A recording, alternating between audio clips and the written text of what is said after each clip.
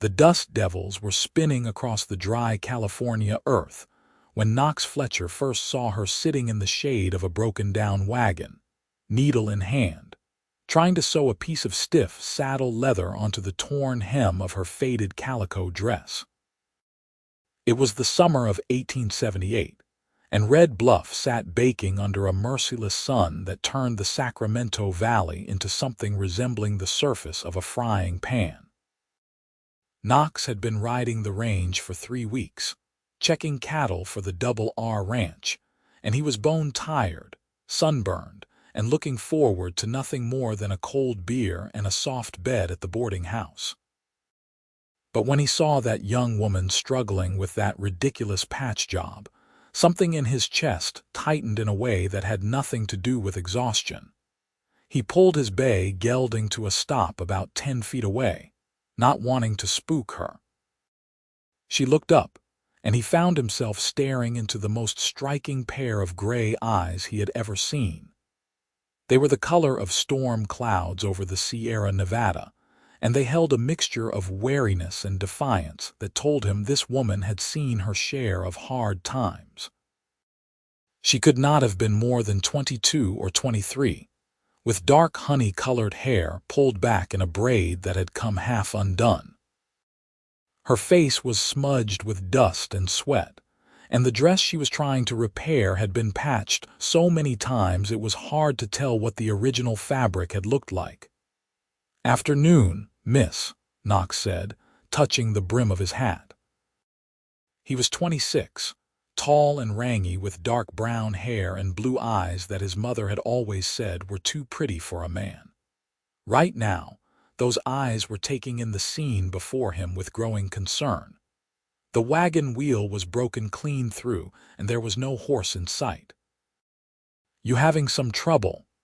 "Nothing I cannot handle," she replied, her voice steady despite the obvious difficulty of her situation. She went back to her sewing, jabbing the needle through the leather with more force than skill.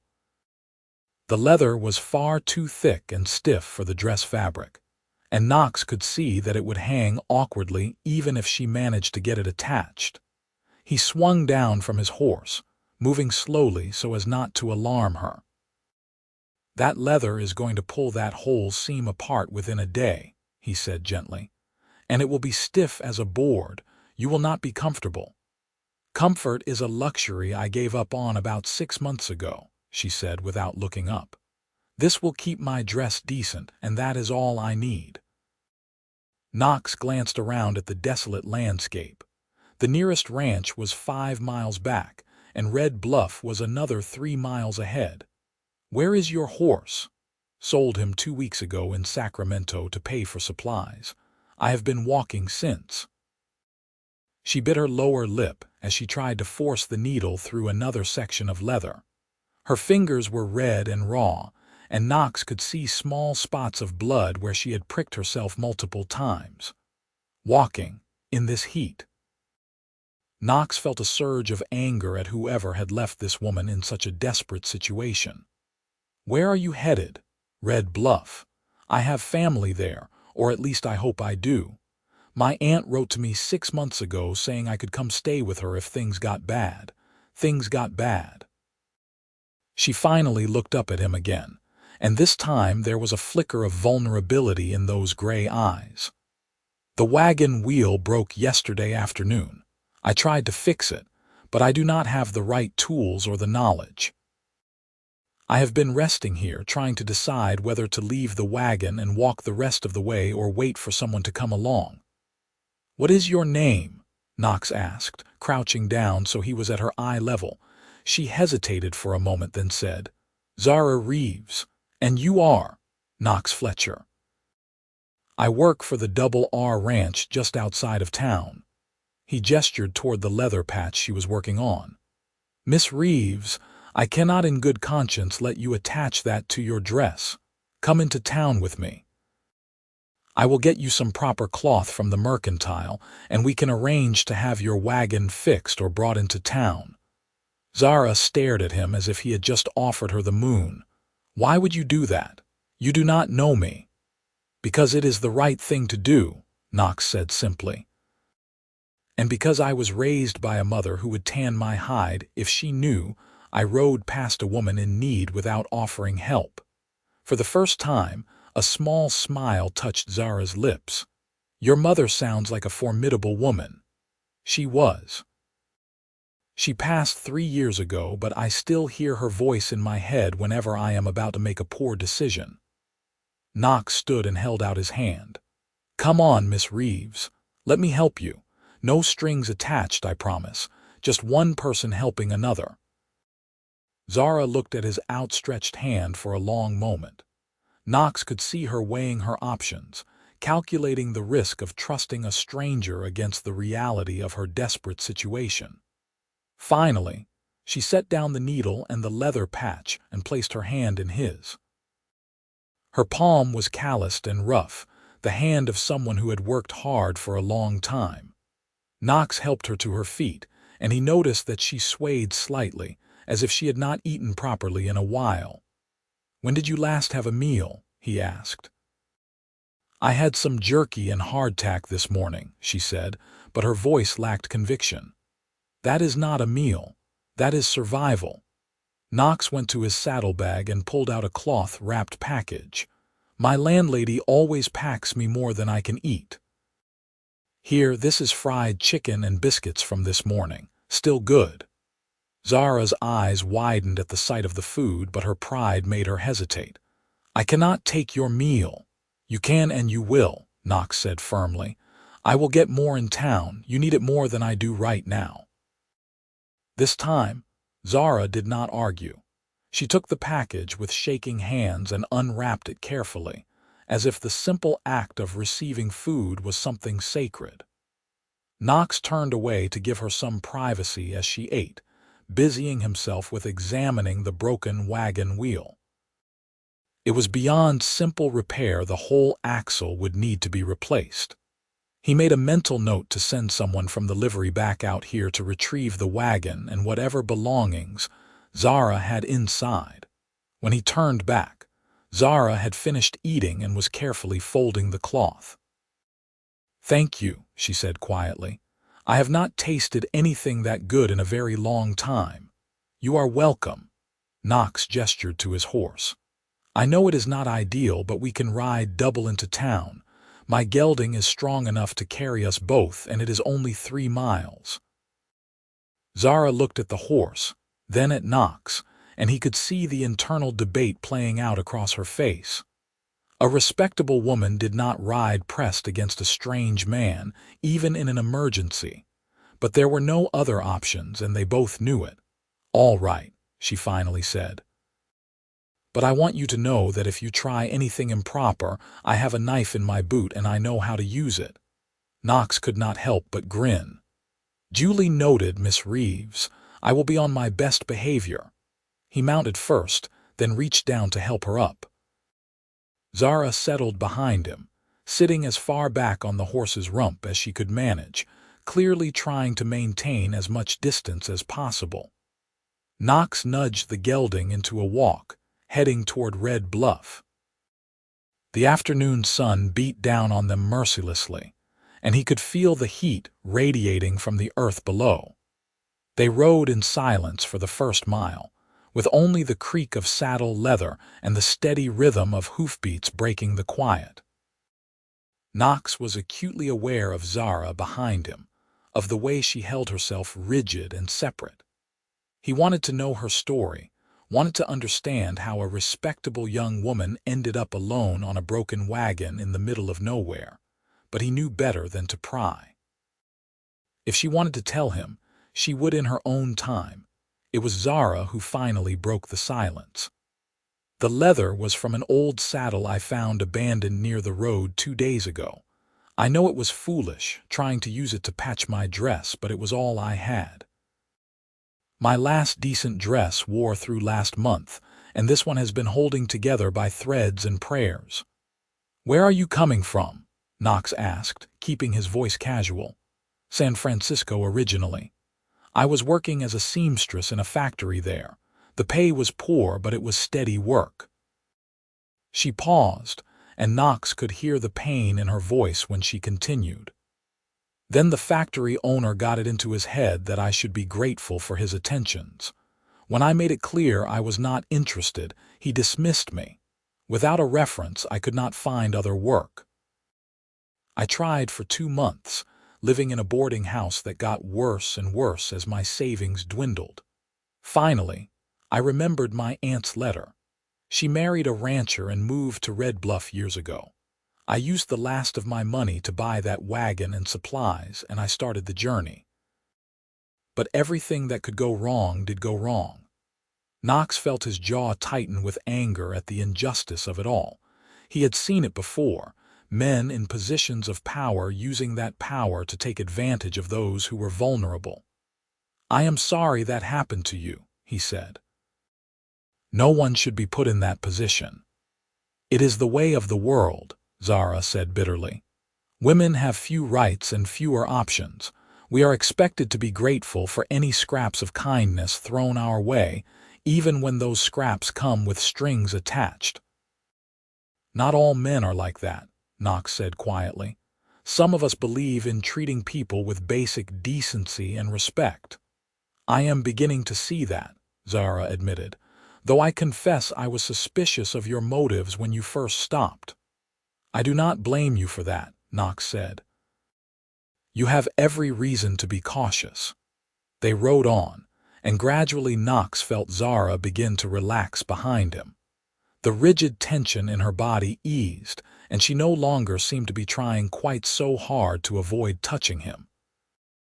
By the time the buildings of Red Bluff came into view, she had allowed herself to rest one hand lightly on his shoulder for balance, a small gesture that felt like trust beginning to bloom.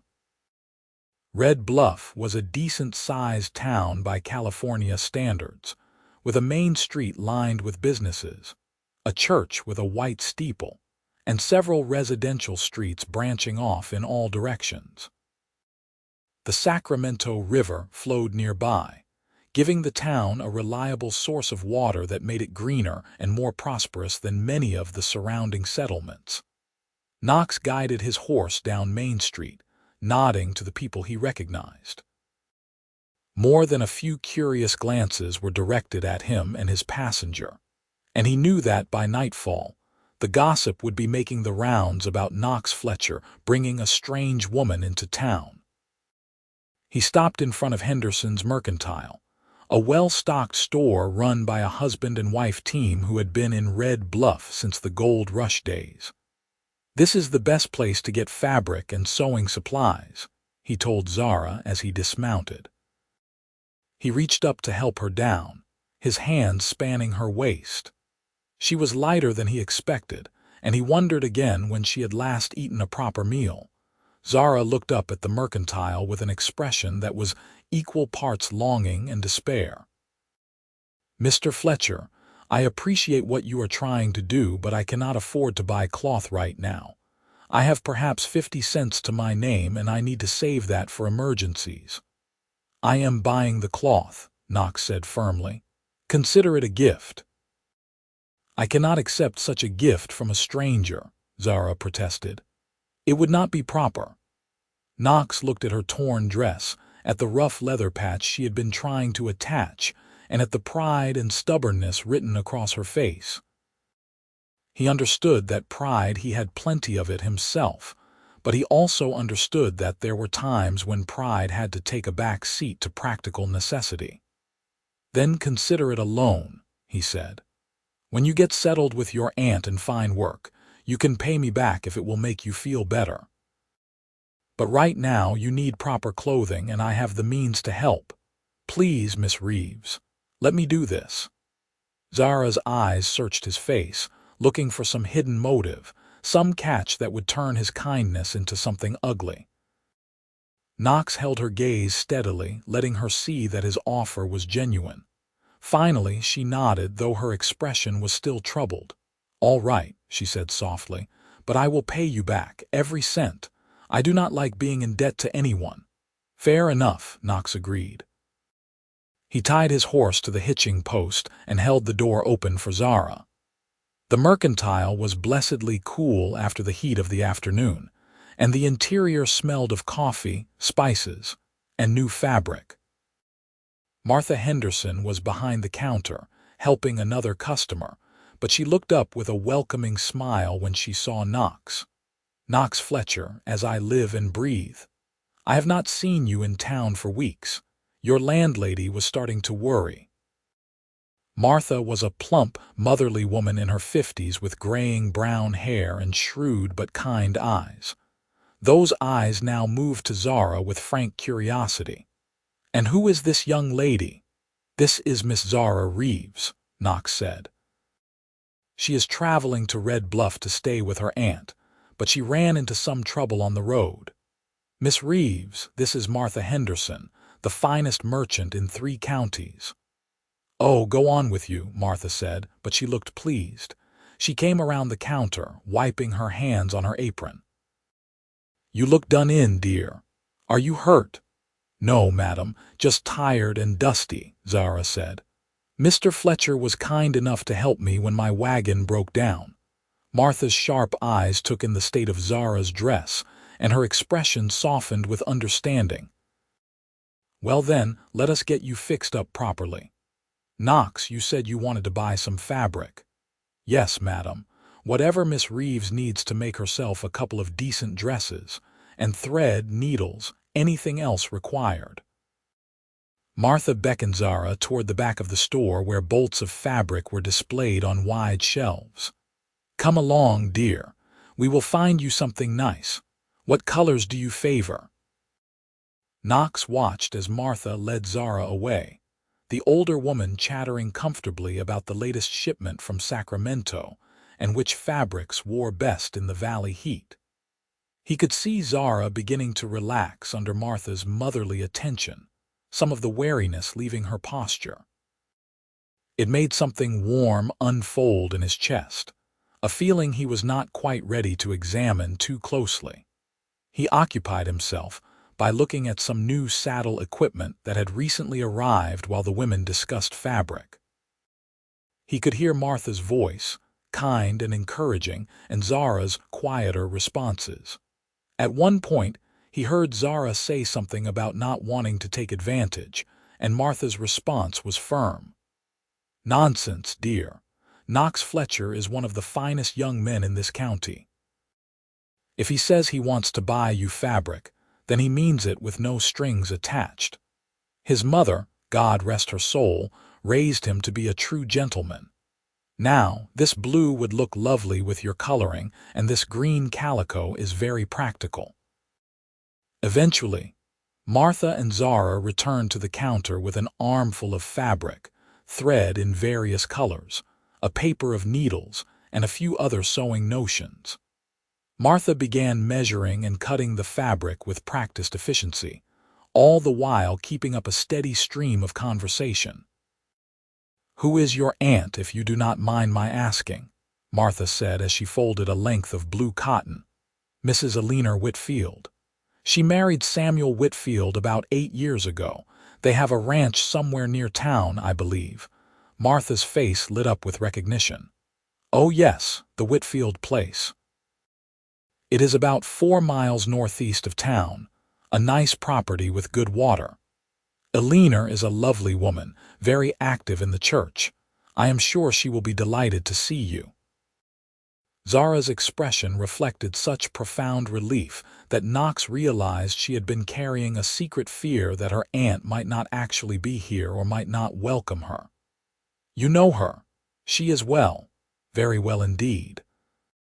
She and Samuel have 3 young children, and she is always busy, but she seems happy. Samuel is a good man, fair and hard-working." Martha finished wrapping the purchases in brown paper and tied the bundle with string. "There you are, dear. This should be enough for 2 or 3 good dresses, plus some left over for aprons or whatever else you might need." Knox paid for the purchases, ignoring Zara's protest when she saw the total. It was more than he usually spent on a whim, but it was not enough to hurt him financially, and the look on Zara's face when she clutched the bundle to her chest made every cent worth it. "Thank you," she said to him, her voice thick with emotion. I do not know how I will ever repay your kindness." "You already did," Knox said. "You trusted me enough to accept help. That is payment enough." They left the mercantile and stepped back into the late afternoon heat. The sun was beginning its slow descent toward the coastal mountains, and the light had taken on the golden quality of approaching evening. Knox untied his horse and turned to Zara. "We should get you out to your aunt's place before it gets too late. I imagine you would like a proper bed and a hot meal." "That sounds like heaven," Zara admitted. "But are you certain you do not mind? You have already done so much." "I am certain," Knox said. He helped her mount, and this time when she settled behind him, she did not hold herself quite so rigidly apart. The bundle of fabric was secured behind the saddle, and Knox turned his gelding northeast, following the road that led out of town toward the Whitfield ranch.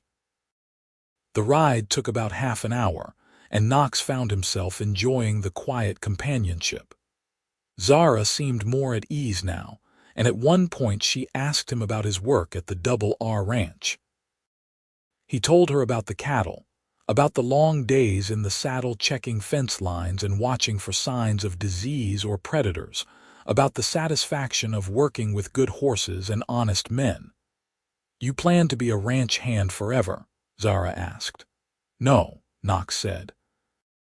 "I have been saving my wages for the past 4 years. I plan to buy my own piece of land eventually, maybe up in the foothills where there is better grazing. I want to build something that is mine, something I can be proud of." "That is a good dream," Zara said softly. "I hope you achieve it." "What about you?" Knox asked. "What do you want for your future?" Zara was quiet for a moment. "Right now, I just want stability, a place to sleep where I feel safe, enough food to eat, work that does not destroy my health or my spirit. Maybe someday I will have bigger dreams, but those are the ones that matter most at the moment." Her words hit Knox hard, reminding him of just how fortunate he was. He had never been rich, but he had never gone hungry or homeless either.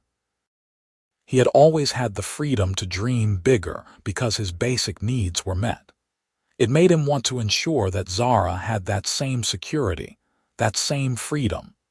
The Whitfield Ranch came into view as they rounded a bend in the road. It was a modest but well-maintained property with a sturdy 2-story house painted white, a large barn, several outbuildings and corrals containing a few horses and some cattle. A vegetable garden flourished near the house, and chickens pecked in a fenced yard. It was the picture of a prosperous, hard-working family operation. As they rode into the yard, a woman emerged from the house, wiping her hands on her apron. She was in her late 30s with auburn hair streaked with gray and a pleasant, open face. She squinted against the late afternoon sun, trying to identify her visitors. Knox reined in his horse and dismounted, then helped Zara down. Zara stood for a moment, staring at the woman, her face a mixture of hope and anxiety. "Aunt Alina," she called out tentatively.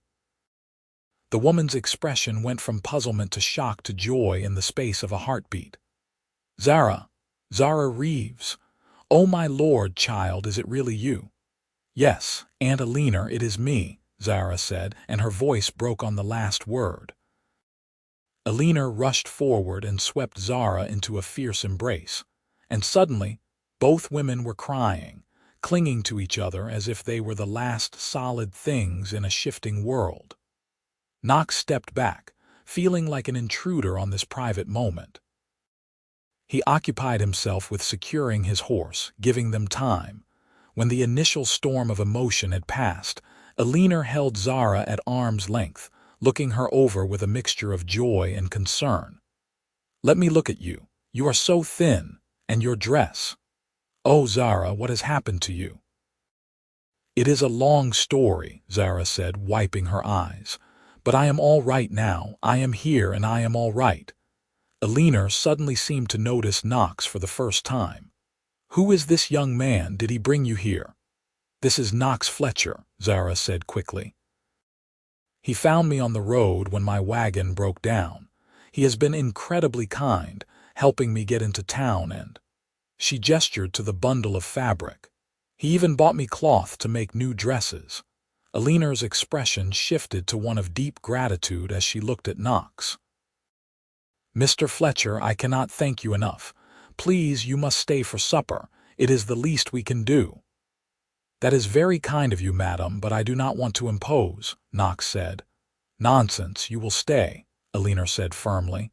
"Samuel will want to meet you and thank you properly. And besides, you look as hungry as Zara does. Come inside, both of you." Knox found himself being ushered into the house with the same motherly determination that Martha Henderson had shown earlier. The interior was clean and comfortable, with simple but well-made furniture and cheerful curtains at the windows.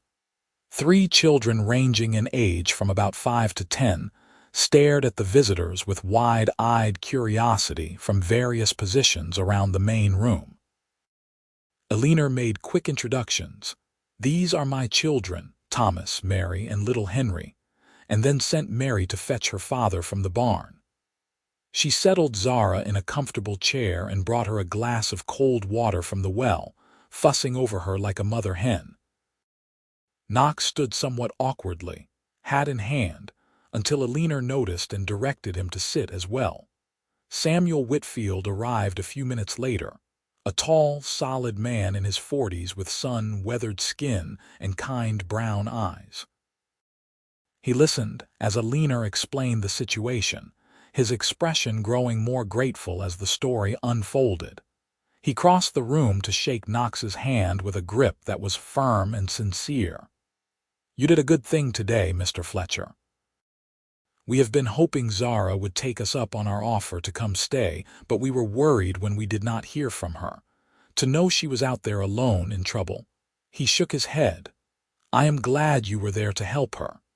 "Anyone would have done the same," Knox said. "No, they would not have," Samuel said bluntly. "Plenty of men would have ridden past, or worse, taken advantage of a woman in a vulnerable position. You did right, and I am grateful." Supper was a lively affair, with Alina insisting on setting out her best dishes despite the fact that it was just a weeknight meal. There was roast chicken, mashed potatoes, fresh green beans from the garden, biscuits with butter and honey, and apple pie for dessert. Zara ate like someone who had not seen such abundance in a long time, trying to maintain decorum but clearly struggling not to devour everything in sight. Alina kept heaping more food on her plate, and Knox noticed tears in the older woman's eyes more than once as she watched her niece eat. The conversation flowed easily, with Samuel asking Knox about his work and his plans for the future. Knox found himself talking more than he usually did, drawn out by Samuel's genuine interest and Alina's warm encouragement. The children chimed in with questions and comments, their earlier shyness forgotten. It was the kind of family atmosphere Knox had not experienced since his own mother's death, and he felt something inside him that had been cold and lonely for years begin to thaw. After supper, as the sun was setting and painting the sky in shades of orange and gold, Knox knew it was time to take his leave. He had a 3-mile ride back to town in the growing darkness, and he needed to get going. Alina packed him a bundle of food for the road despite his protests, and Samuel walked him out to his horse. "You are welcome here any time, Knox," Samuel said as Knox mounted. "I mean that. Any friend of this family is always welcome at our table." "Thank you, sir. I appreciate that." Knox gathered his reins, then hesitated. "If it is not too forward, could I ask you to let me know how Miss Reeves is doing? I would like to know that she has settled in well." "Of course," Samuel said, a knowing look in his eyes. "And I imagine Zara would like to thank you properly once she has had a chance to recover from her ordeal. Why do not you come by for Sunday dinner this week? We usually have a few neighbors and friends over after church. It would give you a chance to see that she is all right. Knox knew he was being offered more than just a dinner invitation. He was being welcomed into the family circle, given permission to continue his acquaintance with Zara. The thought made his heart beat faster. "I would like that very much," he said. "Thank you." As he rode back toward Red Bluff under the rising moon, Knox replayed the events of the day in his mind. He thought about the first moment he had seen Zara, struggling with that ridiculous leather patch, trying to maintain her dignity in the face of impossible circumstances. He thought about the way her gray eyes had gradually lost their wariness and begun to show trust. He thought about her sitting at the dinner table, surrounded by family, looking more relaxed and happy than she had all day. He was 26 years old, and he had never been in love. He had admired women, certainly, and he had enjoyed female company when the opportunity arose, but he had never felt this pull, this certainty that he had just met someone who was going to change his life. It was too soon to call it love. He barely knew Zara Reeves, but it was definitely something powerful and undeniable. The next few days seemed to crawl by with maddening slowness. Knox went about his work at the Double R Ranch with his usual diligence, but his thoughts kept wandering back to a pair of stormy gray eyes and a young woman who had been trying to patch her dress with saddle leather. He found himself counting down the hours until Sunday dinner, wondering if Zara thought about him even a fraction as much as he thought about her. On Saturday, he rode into town and visited the barber for a haircut and a shave. He bought a new shirt at Henderson's Mercantile, ignoring Martha's knowing smile when she asked if he had any special occasion in mind. He even polished his boots until they shone, something he had not bothered to do in months. Sunday morning dawned clear and bright, with just enough of a breeze to take the edge off the valley heat. Knox attended the church service at the small white church on Main Street, something he did most Sundays anyway, but with particular attention today. He spotted the Whitfield family in a pew near the front, and his heart gave a peculiar jump when he saw Zara sitting beside Alina. She was wearing a new dress, one she must have worked on all week to complete. It was made from the blue fabric Martha had recommended, a simple but well-fitted design that showed off her figure to advantage. Her honey-colored hair was neatly braided and pinned up, and there was color in her cheeks that had been absent when he first found her. She looked healthy, rested, and beautiful. As if sensing his gaze, Zara turned and looked over her shoulder. When she saw him, her face lit up with a smile that was like the sun coming out from behind clouds. Knox smiled back, his heart hammering in his chest in a way that had nothing to do with the stuffy church or the preacher's droning sermon. After the service, he made his way through the crowd of worshippers toward the Whitfield family. Alina saw him first and greeted him warmly, and then Zara was there, looking up at him with those gray eyes that seemed to see right into his soul. "Mr. Fletcher," she said, and her voice held genuine warmth. "I am so glad you came." "I would not have missed it," Knox said. "You look well, Miss Reeves. Much better than when I last saw you." "I feel like a new person," Zara admitted. "A week of good food, a comfortable bed, and my aunt's care has worked wonders. I have been sewing almost constantly, trying to make up for lost time. I finished 2 dresses and started on a 3rd. "The blue suits you," Knox said, and he was rewarded with a faint blush coloring her cheeks. The dinner at the Whitfield Ranch was even more welcoming than the first meal had been. There were several other guests, neighboring ranchers and their families, and the house rang with conversation and laughter. Knox found himself drawn into discussions about cattle prices and water rights, but his attention kept drifting back to Zara, who was helping Alina serve the meal and manage the children. He noticed the way she moved through the house with growing confidence, no longer a lost and desperate traveler, but a young woman finding her place in a family. He noticed the way she laughed at something one of the children said, her whole face transforming with joy. He noticed the way her hands, which had been so raw and damaged a week ago, were already beginning to heal. After dinner, while the children played in the yard and the adults sat on the porch enjoying the cooling evening air, Samuel pulled Knox aside for a quiet conversation. "I want you to know that Zara has been asking about you," Samuel said. "Not in any improper way, you understand, but she is clearly grateful for what you did, and I think she might be interested in getting to know you better." Knox felt his pulse quicken. "I would like that very much, sir, but I want to be respectful of her situation. She has been through a difficult time, and I do not want her to feel pressured or obligated." "You are a good man, Knox Fletcher," Samuel said approvingly, "but I do not think you need to worry about that. Zara has a strong will and a clear sense of her own mind. If she spends time with you, it will be because she wants to, not because she feels she owes you anything." "Still, I want to do this right," Knox said. "I would like your and Mrs. Whitfield's permission to call on Zara. Formally, I mean. To court her if she is willing." Samuel's eyebrows rose slightly and then he smiled. "That is old-fashioned of you and I respect it. Yes, you have our permission, but the decision ultimately rests with Zara. You should ask her yourself." Knox nodded, his mouth suddenly dry.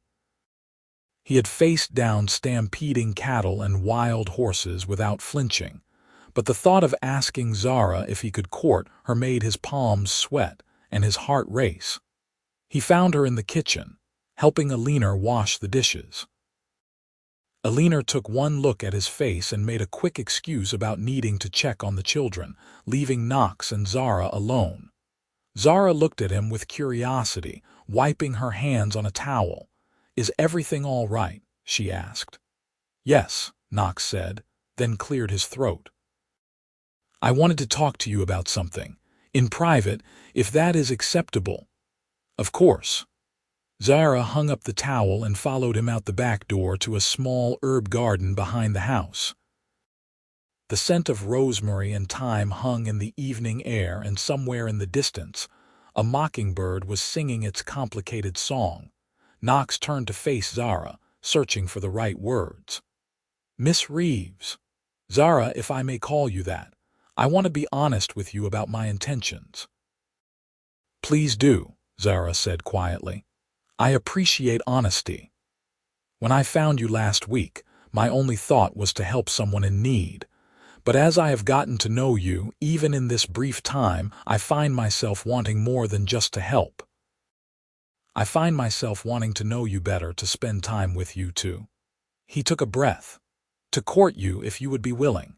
I have already asked your uncle's permission, but the choice is yours. I will not be offended if you say no. I know you have been through a difficult time, and you might not be interested in any kind of romantic attachment right now." Zara looked at him for a long moment, her expression unreadable. Knox felt each second stretch out like an eternity, and he braced himself for rejection. Then, slowly, a smile spread across her face. "I would like that," she said softly. "I would like that very much. You are a good man, Knox Fletcher. You have been nothing but kind and respectful to me from the moment we met. I do not know where this will lead, but I think I would like to find out." Relief and joy flooded through Knox like a warm tide. "Thank you," he said. "I promise I will do my best to be worthy of your trust." "You already have been," Zara said. She reached out and placed her hand in his, a simple gesture that felt momentous. "You saw me at my lowest point, and you treated me with dignity and kindness. That tells me more about your character than any pretty words ever could." They stood there in the herb garden as the sun set behind the coastal mountains, hands joined. Two people who had found each other in the most unlikely of circumstances. Knox knew that this was just the beginning, that there would be challenges ahead. But for the first time in a long time, He felt absolutely certain that he was exactly where he was supposed to be. The courtship that followed was both traditional and unconventional.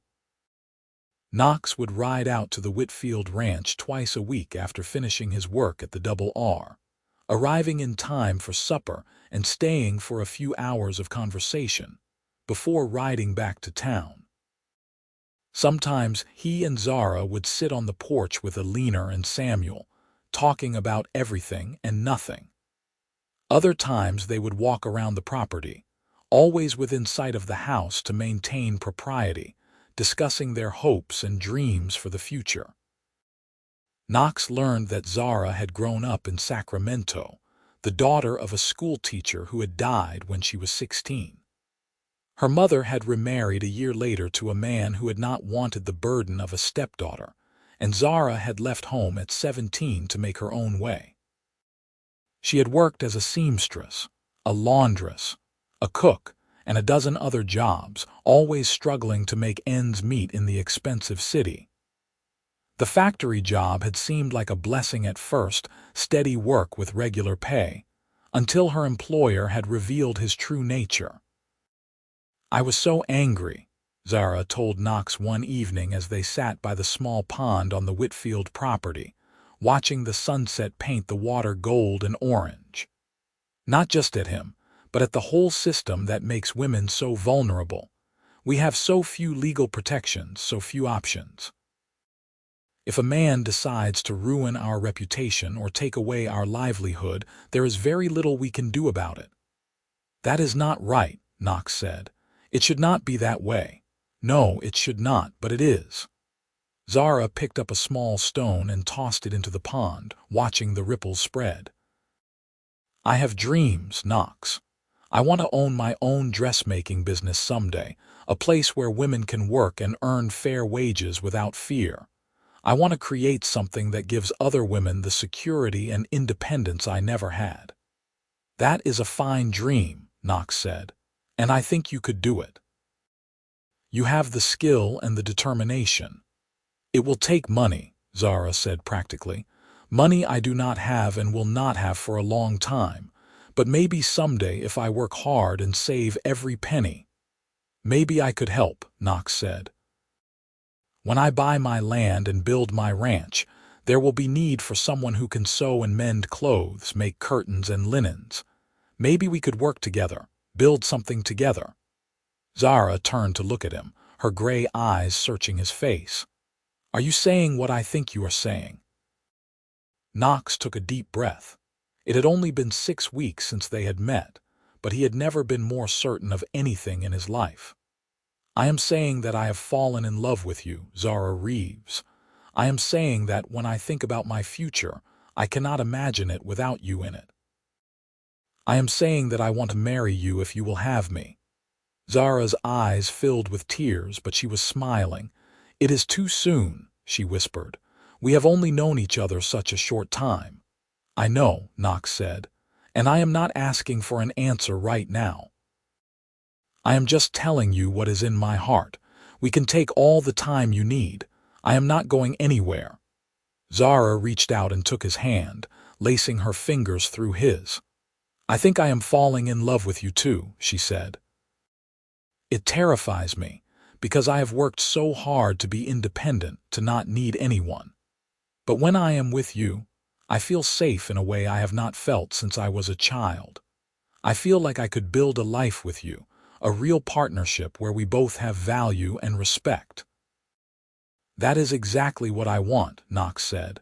"A partnership, a team, two people building something together, supporting each other." They sat by the pond as the stars began to appear in the darkening sky, hands joined, talking about the future they both wanted. It was a future full of hard work and uncertainty, but also full of hope and possibility. And underneath it all was the growing certainty that whatever challenges they faced, they would face them together. 3 months after Knox had first found Zara trying to patch her dress with saddle leather, he asked her to marry him officially. He had saved up enough money to buy a simple gold band from the jeweler in Red Bluff, and he had spoken to Samuel and Alina to get their blessing. On a warm October evening, with the harvest moon rising over the Sacramento Valley, he got down on one knee in Alina's herb garden, the same place where they had first agreed to court, and he asked Zara to be his wife. She said yes without hesitation, tears streaming down her face, and Knox slipped the ring onto her finger with hands that shook with emotion. They were married a month later in the small white church on Main Street, with Samuel giving Zara away and Alina crying happy tears in the front pew. The whole town seemed to turn out for the wedding, a testament to the respect Knox had earned over his years of hard work and honest dealing. Martha Henderson provided the wedding cake, a magnificent three-tiered creation covered in white frosting. The owner of the boarding house where Knox lived gave them a set of fine linens as a wedding gift. Even Knox's boss from the Double R Ranch attended, presenting them with a generous check and a promise that Knox could continue working at the ranch for as long as he wanted. For their wedding night, Samuel and Alina had given them the use of a small line shack on the far edge of the Whitfield property, a one-room cabin that Alina had cleaned and decorated with flowers and candles. It was simple but private, and Knox carried Zara over the threshold with his heart so full of love and joy that he thought it might burst.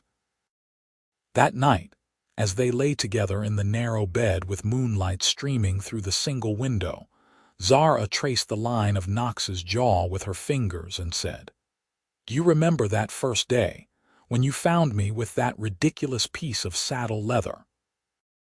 I remember thinking you were the most stubborn woman I had ever met," Knox said with a smile, "and the most beautiful." "I was so determined not to need anyone's help," Zara said. "I had convinced myself that accepting help was the same as admitting defeat. But you showed me that there is strength in allowing yourself to be vulnerable, in trusting someone else." "You showed me something too," Knox said. "You showed me what real courage looks like. You had lost everything, but you never gave up. You kept fighting, kept trying to solve your problems even when the solutions were inadequate. That kind of determination is rare, and it is one of the things I love most about you." They talked for hours that night, making plans for their future. Knox had been putting aside money with even more discipline since they had started courting, and he thought that within 2 more years, he would have enough saved to buy a piece of land. Zara had been working on building up a stock of ready-made dresses and shirts that she could sell, and she was gaining a reputation in Red Bluff as a skilled seamstress. Several of the town's wealthier ladies had commissioned dresses from her, and the money she earned went straight into their savings. The years that followed were not easy, but they were good years. Knox and Zara rented a small house in Red Bluff, a modest 2-room structure that Zara made into a comfortable home with her sewing skills and Knox's carpentry. Knox continued working at the Double R Ranch, sometimes spending several days at a time out on the range, but he always came home to Zara with a sense of profound gratitude that he had someone to come home to. Zara's dressmaking business grew steadily. She set up a small shop in one room of their house, and women came from as far as 10 miles away to have her make their dresses or alter their existing garments. She was known for her fair prices, her excellent craftsmanship, and her willingness to work with women who could not afford to pay all at once. She remembered too well what it was like to have nothing, and she never wanted another woman to feel the desperation she had felt. In the spring of 1880, Knox found the land he had been dreaming of. It was 300 acres in the foothills northeast of Red Bluff, with a year-round creek running through it, good grazing land, and a stand of oak trees that would provide shade for cattle in the summer. The price was steep, but between Knox's savings and a loan from the local bank, they were able to make it work. The day they signed the deed, Knox and Zara rode out to their new property and stood looking at the rolling hills and the distant mountains. Knox put his arm around Zara's waist and pulled her close. "This is it," he said. "This is where we build our future." "Our future," Zara repeated, savoring the words. "I like the sound of that." They lived in a tent on the property that first summer while Knox built a house with his own hands, and with help from Samuel and some of the men from the Double R Ranch. It was not a large house, just 4 rooms downstairs and a loft above, but it was solidly built and designed to grow as their family grew. Zara worked alongside Knox when she could, helping to mix mortar and hold boards in place, her hands once again becoming calloused and rough from hard work. But these calluses were different from the ones she had earned in San Francisco. These were earned building something that belonged to her, creating a home with a man she loved. There was dignity in this labor and satisfaction. In August of that year, Zara discovered she was pregnant. The news filled both of them with a mixture of joy and terror. They were still so new to this life, still struggling to make the ranch profitable while also paying off their loan. But when Knox placed his hand on Zara's still flat stomach and felt the promise of new life, he knew that somehow they would manage. Their son was born in March of 1881, delivered by a leaner and the town's doctor in the big bed in the upstairs bedroom. Knox paced the downstairs for hours, listening to the sounds of labor and praying harder than he had ever prayed in his life. When he finally heard the baby's first cry, he felt his knees go weak with relief. Eleanor came downstairs with a smile on her face. "You have a son, Knox." A big, healthy boy, and Zara did beautifully. Knox took the stairs 2 at a time and burst into the bedroom. Zara was propped up against pillows, looking exhausted but radiant with a tiny bundle cradled in her arms. She looked up when Knox entered, and the expression on her face was one of pure, transcendent love. "Come meet your son," she said softly. Knox approached the bed with reverence, as if he were approaching something holy. Zara pulled back the blanket to reveal a red-faced infant with a shock of dark hair and tiny, perfect features. The baby's eyes were closed, his little fists waving in the air. "We should name him something strong," Zara said. "Something that reflects the life he has ahead of him." "What about Michael?" Knox suggested. "After my grandfather, he was a good man, strong and honest." "Michael Fletcher," Zara said, testing the name. "I like it. Welcome to the world, Michael." Michael was followed by a daughter 2 years later, a baby girl they named Rose, who had her mother's gray eyes and her father's dark hair. Then another son, James, and finally another daughter, Margaret. The house that had seemed so spacious when Knox first built, it began to feel crowded. And in 1887, Knox added 2 more bedrooms and a proper kitchen, funded by the profits from their growing cattle operation. The ranch prospered through hard work and good management. Knox had an eye for quality cattle and a reputation for fair dealing that brought buyers from all over Northern California. Zara's dressmaking business had evolved into a small shop in Red Bluff proper, a neat little storefront on Main Street where she employed 2 other women and taught them the trade.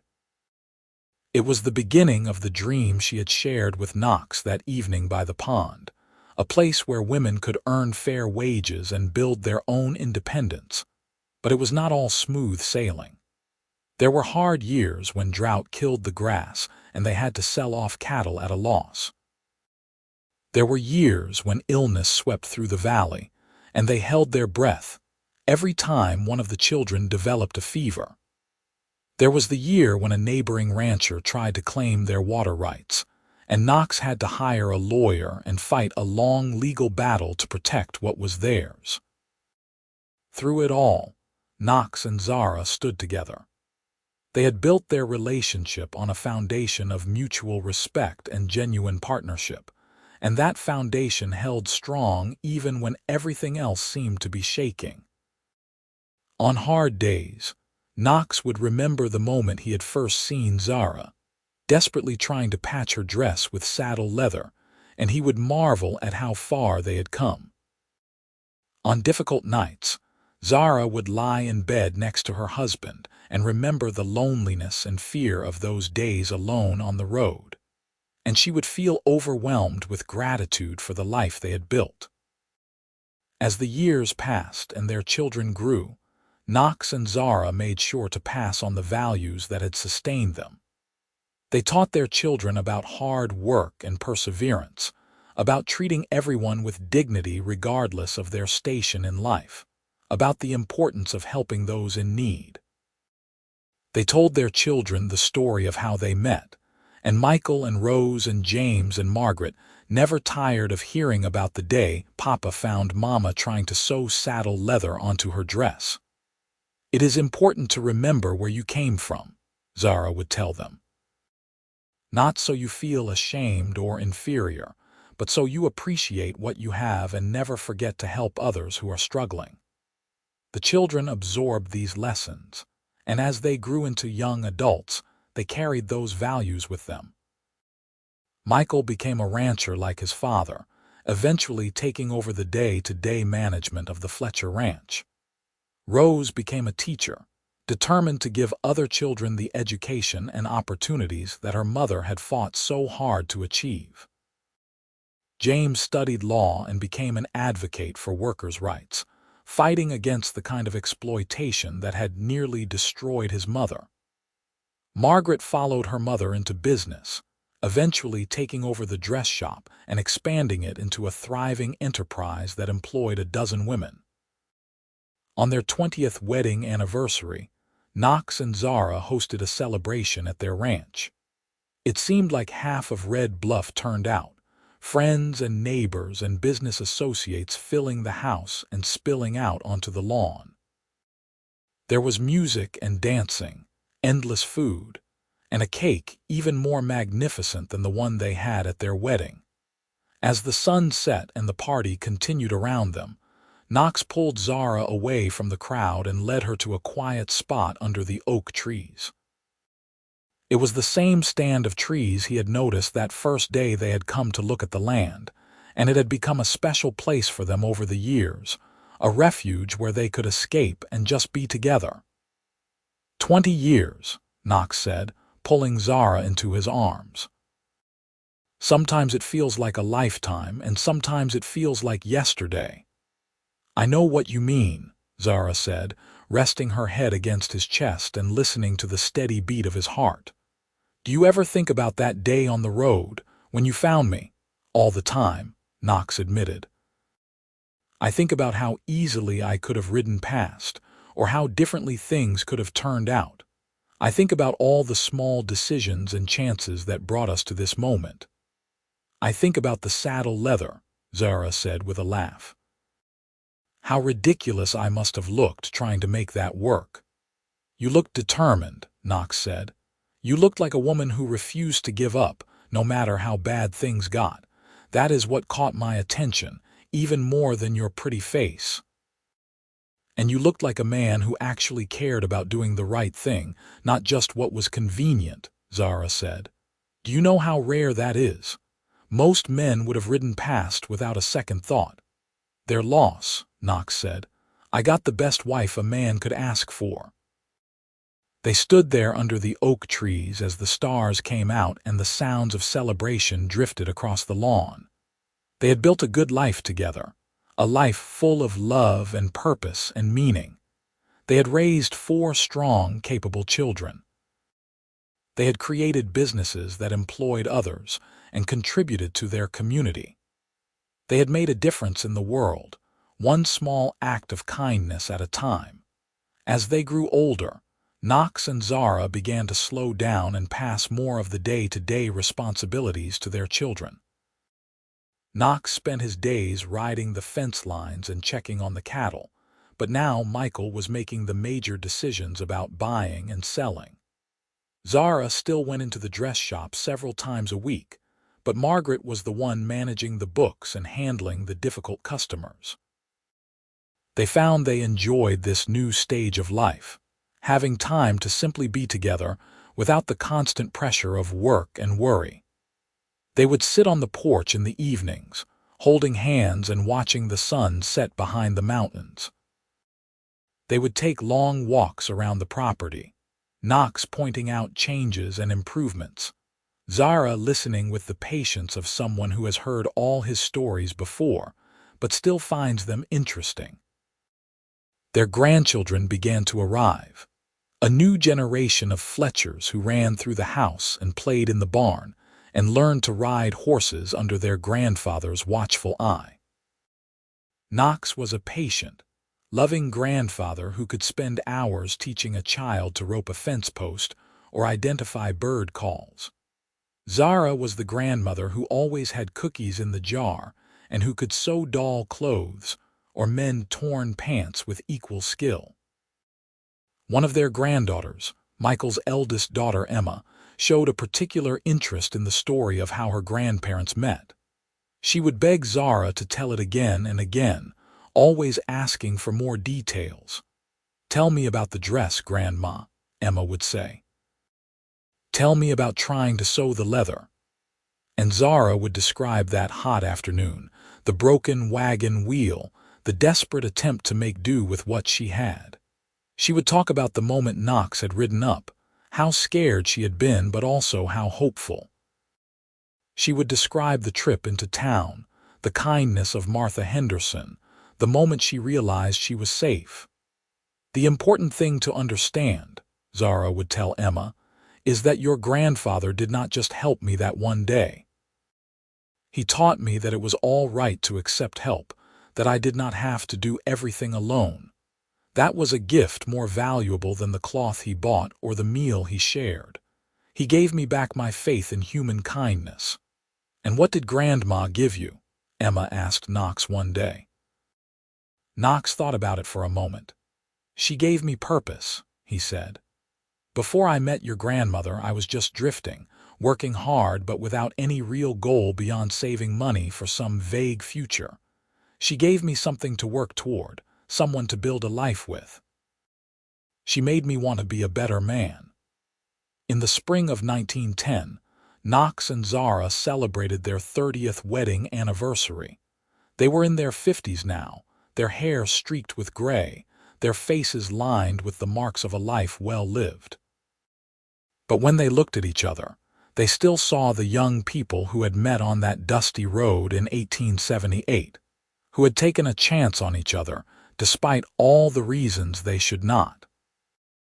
The anniversary celebration was quieter than the one they had held 10 years earlier, just family and a few close friends gathering for a dinner at the ranch house. The children and grandchildren had prepared everything, insisting that Knox and Zara just sit back and be honored guests. After dinner, Michael stood and raised his glass in a toast. "To my parents," he said, his voice thick with emotion. "You have shown us what a true partnership looks like. You have taught us that love is not just a feeling but a choice you make every day. You have built something lasting and beautiful, not just this ranch but a family and a legacy. We are all better people because of you."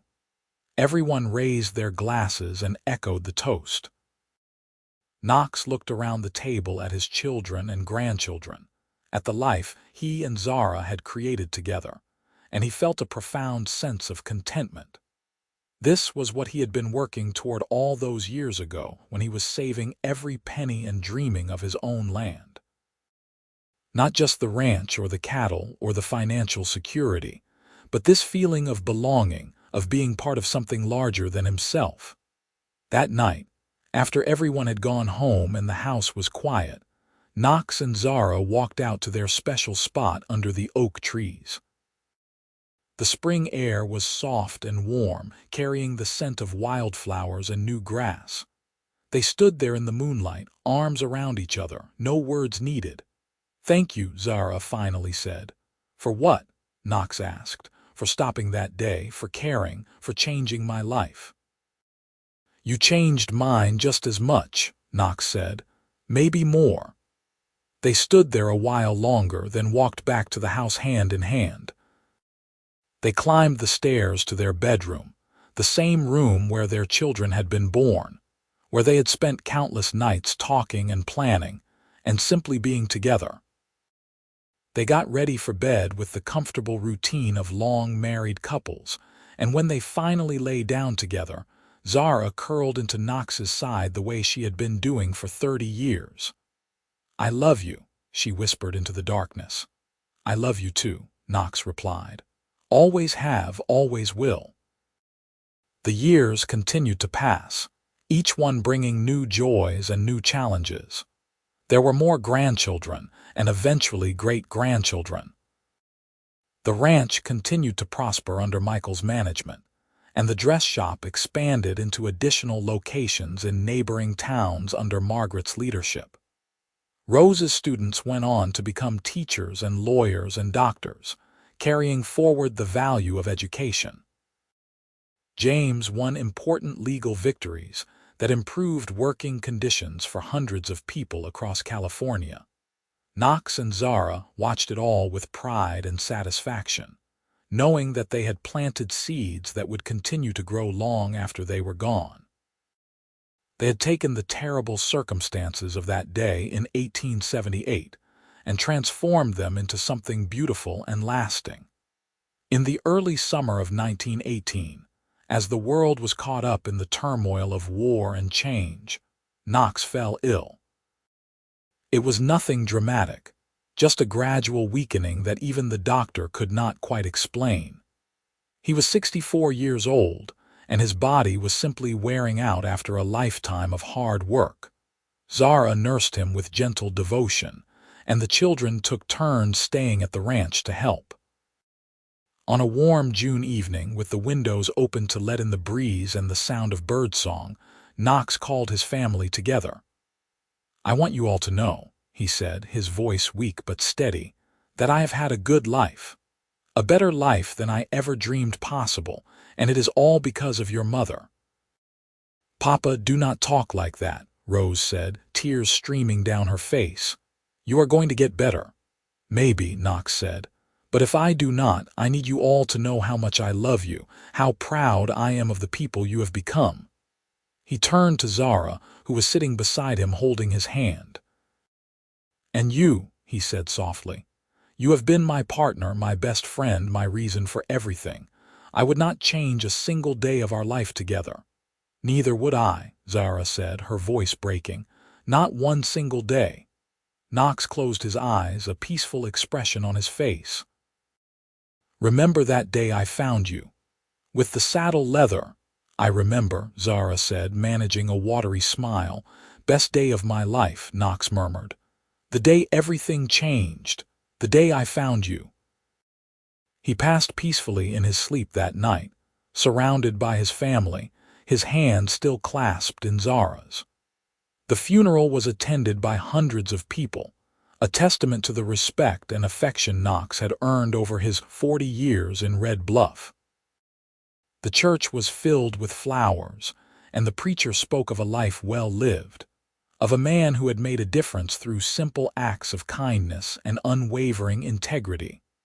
Zara stood at the gravesite, supported by her children, and watched as they lowered Knox into the ground. She felt hollowed out, as if some essential part of herself had been buried with him. They had been together for 40 years, partners in every sense of the word, and now she was alone again. But not truly alone, she realized as she looked at her children and grandchildren gathered around her. Knox lived on in them, in the values he had instilled, in the legacy they had built together. And he lived on in her heart, in the memories of 40 years of love and laughter and shared purpose. Zara lived for another 15 years after Knox's death. She remained active in the dress shop until she was well into her 70s, and she spent her later years surrounded by family. She told stories about Knox to anyone who would listen, keeping his memory alive. She talked about his kindness, his integrity, his determination to do right by everyone he met. And she always always told the story of how they met. The story of a desperate woman trying to patch her dress with saddle leather and a cowboy who cared enough to stop and help. The story of how a simple act of kindness had blossomed into a love that changed both their lives and created ripples that spread out to touch hundreds of others. On warm summer evenings, Zara would sit on the porch of the ranch house, looking out at the land she and Knox had built together. She would think about that young woman on the broken wagon, so scared and alone, and she would marvel at the journey that had brought her here. She would think about Knox, about his smile and his steady presence, and the way he had made her feel safe and valued. "Thank you," she would whisper to the gathering darkness. "Thank you for stopping. Thank you for caring. Thank you for loving me." Zara passed away peacefully in her sleep in the spring of 1933 at the age of 77. She was buried beside Knox under the oak trees on their ranch, the place that had been special to them throughout their marriage. The dress shop continued under Margaret's management, and eventually under Margaret's daughter. The ranch stayed in the family, passing from Michael to his son to his grandson, each generation adding their own improvements while respecting the foundation that Knox and Zara had laid. The story of how Knox and Zara met became a cherished family legend, told and retold to each new generation. It was a story about kindness and courage, about taking chances and building something lasting. It was a story about two people who had found each other at exactly the right moment, who had transformed a chance encounter on a dusty California road into a love that spanned decades and created a legacy that endured. And in Red Bluff, in the town that had welcomed Zara when she had nothing, there were still old-timers who remembered Knox Fletcher and his wife. They remembered the way he had brought her into town that hot summer day, the way he had bought her proper cloth at Henderson's Mercantile, the way he had looked at her with such evident care and respect. They remembered the years that followed, the building of the ranch, the growth of the dress shop, the family that seemed to embody the best values of their community. The Fletcher Ranch still stands today, more than a century after Knox first saw that land and knew it was where he wanted to build his future. The house has been expanded and modernized, but the oak trees under which Knox and Zara spent so many quiet moments are still there, old and gnarled but strong. The dress shop in Red Bluff has evolved with the times, but it still employs women and provides them with fair wages and dignity in their work. And sometimes, on quiet summer evenings when the light is golden and the air is soft, you can almost feel the presence of those two people who started it all. A cowboy who saw a woman in need and chose to help without expecting anything in return. A woman who had lost everything, but never lost her determination or her capacity to love. Two people who took a moment of kindness and built it into something that lasted lifetimes. Their story reminds us that our actions matter, that small kindnesses can have profound effects, that love and partnership and mutual respect can create something that endures long after we are gone. It reminds us that sometimes the most important moments in our lives come when we least expect them, when we are at our lowest and most vulnerable, when we encounter someone who sees our worth, even when we have trouble seeing it ourselves. Knox Fletcher found Zara Reeves patching her dress with saddle leather on a hot California day in 1878. He bought her proper cloth, and in doing so, he gave her something far more valuable than fabric. He gave her hope, dignity, and a future. She gave him purpose, love, and a reason to build something lasting. Together, they created a life that embodied the best of the American West: hard work, integrity, partnership, and a commitment to lifting up those around them. Their love story is not one of grand gestures or dramatic declarations. It is a story of everyday kindness, of choosing each other again and again through good times and bad, of building something solid and true that could weather any storm. It is the kind of love story that does not make headlines but that changes the world nonetheless, one small act of goodness at a time. And it all started with a piece of saddle leather, a torn dress, and a cowboy who cared enough to stop.